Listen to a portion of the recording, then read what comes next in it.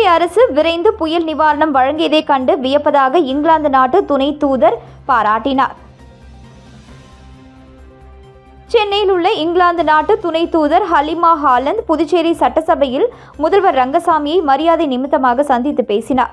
அப்பொழுது துணை தூதராக ஹலிமா ஹாலந்து பேசும்பொழுது, தங்களது தலைமையிலான அரசு செயல்படுத்தி வரும் மக்கள் நல திட்டங்கள் வெற்றிகரமாக மக்களிடையே வரவேற்பை பெற்றவையாக உள்ளன. இது மிகுந்த மகிழ்ச்சியை ஏற்படுத்துகிறது. குறிப்பாக பெஞ்சல் புயல் நிவாரணப் பணிகள் துரிதமாக மேற்கொண்டது மட்டுமல்லாது, மக்களுக்கு அறிவித்த இழப்பீட்டுத் தொகையையும் உடனடியாக அளித்தது எங்களுக்கு ஆச்சரியமாக உள்ளது என்றார். இதை எப்படி செய்தீர்கள் என முதல்வர் ரங்கசாமியிடம் வினவினார். அதற்கு முதல்வர் ரங்கசாமி, எனது அரசு மக்களுக்கான அரசு, சொன்னதை செய்யும் அரசாக உள்ளது. மக்கள் எங்கள் மீது மிகுந்த நம்பிக்கை வைத்துள்ளனர். அதன் காரணமாகவே இது முடிந்தது என்றார். கல்வி, சுகாதாரம் மற்றும் சுற்றுலா போன்ற துறைகளில் புதுச்சேரி சிறந்து விளங்குவதை நாங்கள் அறிவோம். உங்களுடைய மக்கள் பணி மேலும் சிறக்க வாழ்த்துக்கள் என்றார். மருத்துவமனை நோயாளி கவனிப்பு படி வழங்காததை புதுச்சேரி அரசை கண்டித்து ஓய்வு பெற்ற சுகாதாரத்துறை ஊழியர்கள் கிழிந்த பனியனுடன் துணி மூட்டைகளை சுமந்து பிச்சை எடுத்து நூதன போராட்டத்தில் ஈடுபட்டதால் அரசு மருத்துவமனை முன்பு பரபரப்பு நிலவியது. புதுச்சேரி சுகாதாரத்துறையில் பணிபுரிந்த ஊழியர்கள் சுமார் 500க்கும் மேற்பட்டோர் கடந்த 2 ஆண்டுக்கு முன்பு பணி ஓய்வு பெற்றனர். இவர்களுக்கு பணியின் போது வழங்கப்பட வேண்டிய மருத்துவமனை நோயாளி கவனிப்பு படி வழங்கப்படவில்லை. இதனை உடனடியாக வழங்க வேண்டும் என்று பல கட்ட போராட்டங்களை நடத்தி வருகின்றனர். ஆனாலும் சுகாதாரத்துறை இதை கண்டுகொள்ளவில்லை. மேலும் 7வது ஊதியக்குழு பரிந்துரைப்படி ஓய்வு பெற்ற சுகாதாரத்துறை ஊழியர்களுக்கு மருத்துவமனை நோயாளி கவனிப்பு படியை உடனடியாக வழங்க வேண்டும் என்று கடந்த 2019ஆம் ஆண்டு மத்திய அரசு ஆணையிட்டது. ஆனால் கடந்த 6 ஆண்டுகளாக புதுச்சேரி அரசு இதனை செயல்படுத்தவில்லை. இந்த நிலையில் புதுச்சேரி அரசின் கவனத்தை ஈர்க்கும் வகையில் ஓய்வு பெற்ற சுகாதாரத்துறை ஊழியர்கள் சங்கத்தின் சார்பில் அரசு மருத்துவமனை புற நோயாளிகள் பிரிவு எதிரே பிச்சை எடுக்கும் நூதன போராட்டத்தை நடத்தினர். சங்க பொதுச் செயலாளர் பக்தவச்சலம் தலைமையில் நடைபெற்ற பிச்சை எடுக்கும் நூதன போராட்டத்தில் சுமார் 100க்கும் மேற்பட்ட ஓய்வு பெற்ற சுகாதார ஊழியர்கள் கையில் தட்டு ஏந்தி சாலையில் செல்லும் பாதசாரிகளிடம் பொதுமக்களிடமும் பிச்சை எடுத்து நூதன போராட்டத்தில் ஈடுபட்டனர். மேலும் கிழிந்த பனியனுடன் துணி மூட்டைகளை சுமந்து கொண்டு புதுச்சேரி அரசை கண்டித்து கோஷங்களை எழுப்பியதால் அரசு மருத்துவமனை முன்பு சிறிது நேரம் பரபரப்பு நிலவியது. புதுவை கூட்டுறவு சர்க்கரை ஆலையை தனியார் பங்களிப்புடன் மீண்டும் இயக்க நடவடிக்கை எடுக்கப்பட்டுள்ளதாக முதல்வர் ரங்கசாமி தெரிவித்துள்ளார். புதுவை கூட்டுறவுத்துறையில் புதியதாக தேர்வான இளநிலை கூட்டுறவு ஆய்வாளர்கள் 31 பேர் மற்றும் பாண்லேவில் கருணை அடிப்படையில் 6 பேருக்கு பணி என மொத்தம் 37 பேருக்கான பணி நியமன உத்தரவுகளை வழங்குதல், 6 மகளிர் சுய உதவி குழுக்களை சேர்ந்த 70 பேருக்கு 83,50,000 ரூபாய் கடனுதவி உள்ளிட்டவை வழங்கும் நிகழ்ச்சி கருவடிக்குப்பம் காமராஜர் மணிமண்டபத்தில் நடைபெற்றது. இதில் முதலமைச்சர் ரங்கசாமி பங்கேற்று பணி நியமன உத்தரவுகளை வழங்கினார். தொடர்ந்து விழாவில் பேசிய அவர், பாண்லே தற்பொழுதும் தரமான ஐஸ்கிரீம்களை உற்பத்தி செய்கிறது. கூட்டுறவு நிறுவனங்களில் பணிபுரிவோர் அதை தமது சொந்த நிறுவனமாக கருதி நிர்வாகத்துடன் ஒத்துழைக்க வேண்டும். லாபம் அடைந்தாலே பணி நிரந்தரம், ஊதியம், ஊக்கத்தொகை கிடைக்கும். நலிந்த கூட்டுறவு சங்கங்களை மேம்படுத்த நடவடிக்கை எடுக்கப்படுகிறது. கூட்டுறவு சர்க்கரை ஆலையை தனியார் பங்களிப்புடன் மீண்டும் இயக்க அரசு திட்டமிட்டுள்ளது. கூட்டுறவு நூற்பு ஆலையையும் செயல்படுத்த நடவடிக்கை எடுக்கப்படும். இதன் மூலம் மீண்டும் கூட்டுறவுத்துறையில் புதுவை சிறந்து விளங்கும் என்றார். இந்நிகழ்ச்சியில் அரசு செயலர் முத்தம்மா, கூட்டுறவு சங்கங்களின் பதிவாளர் யஷ்வந்தையா, திட்டப்பிரிவு துணை பதிவாளர் ஸ்ரீனிவாச ஆச்சாரியலு, கடன் பிரிவு துணை பதிவாளர் சங்கரபாணி உள்ளிட்டோர் கலந்து கொண்டனர். புதுச்சேரியில் நடைபெற்ற மருத்துவ பரிசோதனை முகாம்களில் பங்கேற்ற சுமார் 39,000 பேரில் சுமார் 4,000 பேருக்கு செவித்திறன் பாதிப்பு இருந்தது கண்டறியப்பட்டதாக மாநில சுகாதாரத்துறை இயக்குநர் ரவிச்சந்திரன் தெரிவித்துள்ளார். இது தொடர்பாக அவர் வெளியிட்டுள்ள செய்திக்குறிப்பில், உலக சுகாதார மைய வழிகாட்டுதலின்படி புதுவையில் மார்ச் 3ஆம் தேதி செவித்திறன் தினமாக கடைபிடிக்கப்படுகிறது. மக்கள் மனநிலையை மாற்றுதல், அனைவருக்கும் செவித்திறன் பாதுகாப்பை உறுதிப்படுத்துதல் என்ற இலக்குடன் புதுவை சுகாதாரத்துறை சார்பில் சுகாதார திருவிழா கடந்த பிப்ரவரி 28ஆம் தேதி முதல் மார்ச் 3ஆம் தேதி வரை நடைபெற்றது. கடந்த சில ஆண்டுகளாக புதுவை அரசு மற்றும் தனியார் பள்ளிகள் அனைத்து ஆரம்ப சுகாதார மையங்களில் செவித்திறன் மருத்துவ பரிசோதனை மேற்கொள்ளப்பட்டது. இதில் சுமார் 39,000 பேர் பங்கேற்றதில் சுமார் 4,000 பேருக்கு செவித்திறன் பாதிப்பு இருப்பது கண்டறியப்பட்டது. அவர்களில் 2077 பேருக்கு காது கேட்கும் கருவிகள் பொருத்தப்பட்டன.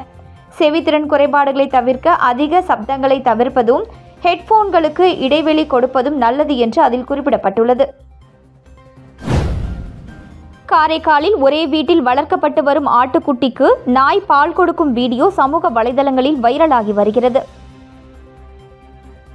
புதுச்சேரி பிராந்தியமான காரைக்கால் மாவட்டத்தில் உள்ள திருநள்ளாறு பகுதியில் உள்ள வீட்டில் ஒருவர் நாய் மற்றும் ஆடுகளை வளர்த்து வருகிறார். இந்த நிலையில் நாய் மற்றும் ஆடு இரண்டும் ஒரே நேரத்தில் குட்டிகளை ஈன்றுள்ளது. அப்பொழுது தனது குட்டிகளுக்கு நாய் பால் கொடுப்பதுடன் ஆட்டுக்குட்டிக்கும் பால் கொடுப்பது நெகிழ்ச்சியை ஏற்படுத்தியுள்ளது. இதனை அறிந்த அப்பகுதி மக்கள் அதனை ஆச்சரியத்துடன் பார்த்து செல்கின்றனர். மேலும் சிலர் செல்போனில் வீடியோ எடுத்து சமூக வலைதளங்களில் பதிவிட்டுள்ளனர். தற்பொழுது இந்த வீடியோ இணையதளத்தில் வைரலாகி வருகிறது. கனடாவில் வேலை என ஆசைப்பட்டு ஆன்லைன் மோசடி கும்பலிடம் 8,92,000 ரூபாயை புதுச்சேரி நபர் இழந்தார். புதுச்சேரி திருவிகா நகரை சேர்ந்தவர் சார்லஸ். இவர் வெளிநாட்டு வேலைவாய்ப்பு தொடர்பாக ஆன்லைனில் வந்த விளம்பரத்தை பார்த்து அதிலிருந்த மொபைல் எண்ணை வாட்ஸ்அப் மூலம் தொடர்பு கொண்டு பேசினார்.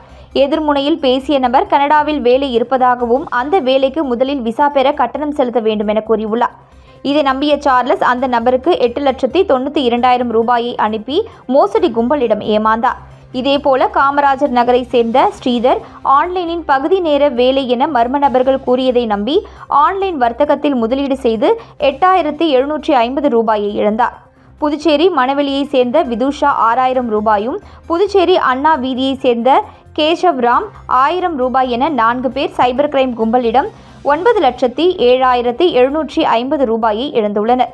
இது குறித்த புகார்களின் பேரில் புதுச்சேரி சைபர் கிரைம் போலீசார் வழக்கு பதிந்து விசாரித்து வருகின்றனர்.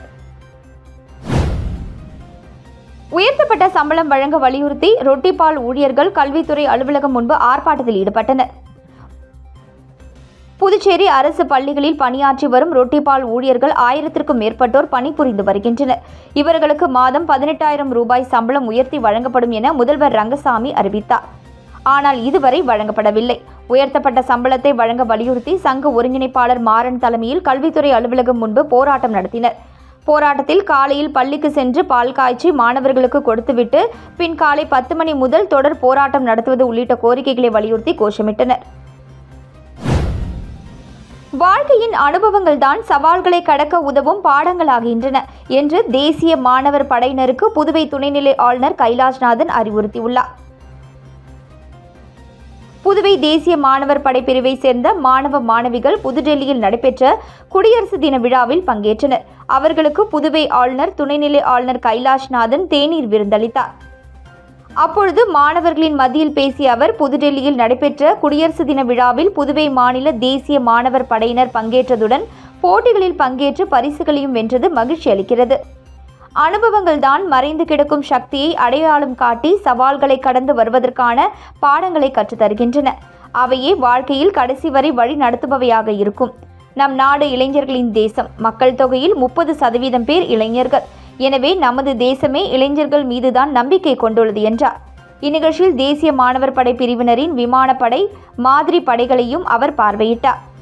மாணவர்களுடன் குழு புகைப்படமும் எடுத்துக்கொண்டார். தேசிய மாணவர் படை பிரிவு அதிகாரிகள் உள்ளிட்டோரும் கலந்து கொண்டனர். ஒதியம்பட்டு ஸ்ரீ காசி விஸ்வநாதர் ஆலயத்தில் மாசிமக பிரம்மோற்சவ விழாவை முன்னிட்டு கொடியேற்றம் நிகழ்ச்சி நடைபெற்றது. வில்லியனூர் கொம்யூனியன் சங்கராபரணி நதிக்கரையின் வடதுபுறம் அமைய பெற்றுள்ள ஸ்ரீ காசி விஸ்வநாதர் ஆலயத்தில் மாசிமக தீர்த்தவாரி நிகழ்ச்சியை முன்னிட்டு கொடியேற்றம் நிகழ்ச்சி நடைபெற்றது. தொடர்ந்து இவ்வாலயத்தில் அமைய பெற்றுள்ள கொடிமரத்திற்கு சிறப்பு அபிஷேகங்கள் மற்றும் கலசாபிஷேகம் செய்யப்பட்டு கொடி ஏற்றப்பட்டு மகா தீபாராதனை காண்பிக்கப்பட்டது. அதனைத் தொடர்ந்து உற்சவ மூர்த்திக்கு சிறப்பு பூஜைகள் நடைபெற்று தீபாராதனைகள் காண்பிக்கப்பட்டு ஆலய பிரகாரம் வலம் வருதல் நிகழ்ச்சி நடைபெற்றது. இந்நிகழ்ச்சியில் சட்டமன்ற எதிர்க்கட்சித் தலைவர் சிவா உட்பட திரளான பக்தர்கள் கலந்து கொண்டு சுவாமி தரிசனம் செய்தனர். இந்திரா இண்டேன் சர்வீஸ் சார்பில் வீட்டு உபயோக சிலிண்டர் பாதுகாப்பு மற்றும் பயன்பாடு குறித்து விழிப்புணர்வு நடத்தப்பட்டது. இந்திரா இண்டேன் சர்வீஸ் சார்பில் சமையல் எரிவாயு சிலிண்டர்களை கையாளுதல், பாதுகாப்பு மற்றும் கடமை உணர்வு குறித்த விழிப்புணர்வு நிகழ்ச்சியில் பாரதிதாசன் அரசு மகளிர் கலைக்கல்லூரி மாணவிகள் கலந்து கொண்டனர். இந்நிகழ்ச்சியில் சிறப்பு விருந்தினராக சம்பத் குமார் ரெட்டி மற்றும் இந்திரா இண்டேன் சர்வீஸ் உரிமையாளர் பரசுராமன் தலைமையில் நடைபெற்றது. உடன் NSS புரொஃபசர் ஆபீசர் திருமதி ஆரோக்கிய மேரி, பொறுப்பு ஆசிரியர் சந்திரகலா, மகளிர் ஒருங்கிணைப்பாளர் திலகவதி ஆகியோர் பங்கேற்றனர். மேலும் இந்நிகழ்ச்சியில் LPGயின் பாதுகாப்பு பற்றிய சந்தேகங்களை மாணவிகள் கேட்டறிந்து கொண்டனர். சமையல் எரிவாயு குறித்த பல்வேறு கேள்விகள் கேட்கப்பட்டு மாணவிகளுக்கு பரிசுகள் வழங்கப்பட்டது. காரைக்காலில் சுகாதாரத்துறை சார்பில் நடைபெற்ற மருத்துவ முகாமினை அமைச்சர் திருமுருகன் துவக்கி வைத்தார். காரைக்கால் மாவட்டத்தின் மையப்பகுதியில் அமைந்துள்ள திருநகர் பகுதியில் புதுச்சேரி அரசு நலவழித்துறை சுகாதார இயக்கம் சார்பாக சிறப்பு மருத்துவ முகாம் திருநகர் சமுதாய நலக்கூடத்தில் நடைபெற்றது. இம்மருத்துவ முகாமை அமைச்சர் திருமுருகன் மற்றும் மாவட்ட ஆட்சியர் சோமசேகர் அப்பாராவ் ஆகியோர் குத்துவிளக்கு ஏற்றி தொடங்கி வைத்தனர். காரைக்கால் மாவட்ட நோய் தடுப்பு திட்ட துணை இயக்குநர் மருத்துவர் சிவராஜ்குமார் சிறப்புரையாற்றினார். இம்மருத்துவ முகாமில் கண் ஆலோசனை, வாய் மற்றும் மார்பக புற்றுநோய் ஆலோசனை, காசநோய் பரிசோதனை, காது மூக்கு தொண்டை பரிசோதனை, குழந்தை நல மருத்துவம், மகப்பேறு மருத்துவம் மற்றும் நீரிழிவு நோய்களுக்கான சிறப்பு மருத்துவ நிபுணர்கள் கலந்து கொண்டு அப்பகுதி மக்களுக்கு ஆலோசனை மற்றும் சிகிச்சைகளை அளித்தனர். இதில் முதன்மை திட்ட மருத்துவ அதிகாரி தேனாம்பிகை, திருநகர் மருத்துவ அதிகாரி தமிழ்ச்செல்வி உள்ளிட்ட மருத்துவர்கள் மற்றும் மருத்துவ பணியாளர்கள் கலந்து கொண்டனர். ராமநாதபுரம் கிராமத்தில் ஸ்ரீ வித்யாம்பாள் பீடம், ஸ்ரீ லலிதாம்பிகை குடிலில் முதலாம் ஆண்டு கும்பாபிஷேக விழா மற்றும் ஸ்ரீ சண்டியாக விழா வெகு சிறப்பாக நடைபெற்றது. புதுச்சேரி மாநிலம் வில்லியனூர் கொம்யூனியன் ராமநாதபுரம் கிராமத்தில் ஸ்ரீ வித்யாம்பாள் பீடம், ஸ்ரீ லலிதாம்பிகை குடிலில் முதலாம் ஆண்டு கும்பாபிஷேக விழா மற்றும் ஸ்ரீ சண்டியாக விழா வெகு சிறப்பாக நடைபெற்றது. மேலும் முக்கிய நிகழ்வாக காலை முதல் மதியம் வரை கோபூஜை, ஸ்ரீ கணபதி பூஜை, மகா சங்கல்பம், கலச பூஜை, ஸ்ரீ கணபதி ஹோமம், ஸ்ரீ சண்டி ஹோமம், மகா பூர்ணகுதி, கலசாபிஷேகம் மற்றும் மகா தீபாராதனைகள் உள்ளிட்ட நிகழ்ச்சிகள் நடைபெற்றன. இந்நிகழ்ச்சியில் திரளான பக்தர்கள் கலந்து கொண்டு சுவாமி தரிசனம் செய்து இறைவனை வழிபட்டனர்.